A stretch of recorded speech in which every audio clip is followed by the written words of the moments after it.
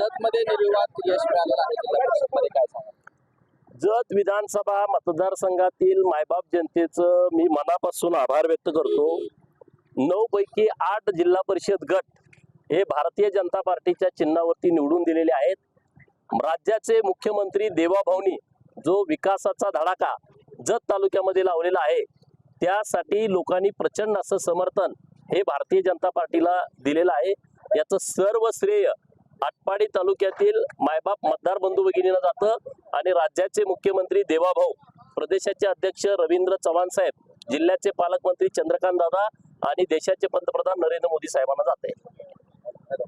आटपाडी तालुक्यामध्ये तुमच्या ज्या वहिनी होते त्यांना यश मिळालेलं आहे, मात्र 2-3 ठिकाणी आटपाडी तालुक्यामध्ये अत्यंत चुरशीची निवडणूक झाली. त्यामध्ये 3 जागेवरती भारतीय जनता पार्टीचा पराभव झालाय आणि एक जी जागा आहे निंबोडे गटामध्ये, त्या गटामध्ये भारतीय जनता पार्टीचा विजय झालाय.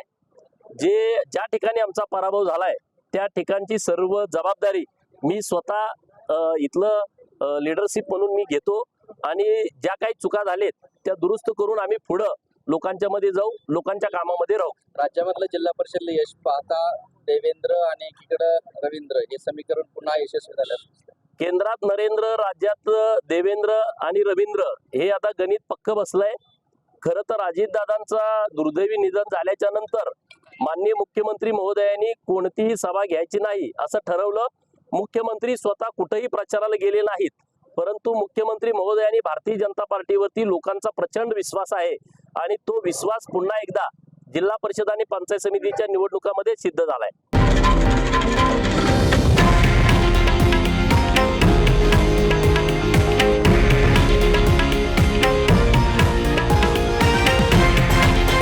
हे आहे देशातील नंबर 1 न्यूज नेटवर्क आणि आपण पाहत आहात TV9 मराठी, एकमेव.